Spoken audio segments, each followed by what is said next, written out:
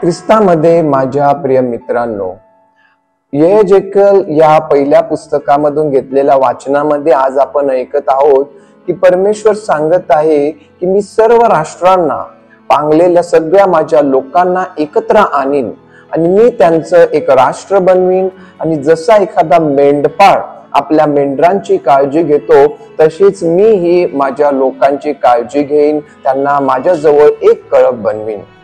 तर प्रिय मित्रांनो, आजच्या पवित्र शुभवर्तमानामध्ये आपण ऐकतो की येशूची जी कीर्ती होती, येशूला सगळी लोकांमध्ये त्याची कीर्ती दिवसेंदिवस वाढतच होती।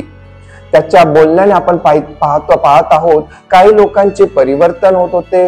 त्याचे प्रभू येशूचा संदेश त्यांच्या मनामध्ये परिवर्तन घडवून आणत होता। तर काही लोक जे होते ते प्रभूच्या विरोधात जात होते, त्यांना त्यांचा प्रभू येशूचा संदेश मान्य नव्हता। प्रिय मित्रांनो, मी त्यांचे एक राष्ट्र बनवीन हे जे यहेजेकल पुस्तकामध्ये भाकीत केलं होते ते आपण प्रभू येशू मध्ये, प्रभू येशूच्या जीवनामध्ये पूर्ण झालेले पाहतो। प्रभू येशू मरणार होता, परंतु तो एका राष्ट्रासाठी मरणार नव्हता, तर संपूर्ण जगामध्ये पांगलेल्या, गुलामगिरीत अडकलेल्या, बंधनामध्ये अडकलेल्या आपल्या लोकांसाठी प्रभू येशू मरणार होता। प्रभू येशू ख्रिस्तामध्ये देवाचे जे कार्य होते तारणाचे ते परिपूर्ण झाले आणि त्याच्या नावाने पांगलेली मुले एका छत्राखाली आणली गेली। जे काही जण अजून अज्ञानामुळे दूर आहेत त्यांना येशूच्या नावाने एकत्र आणण्याची जबाबदारी आपल्या सर्वांवरती आहे।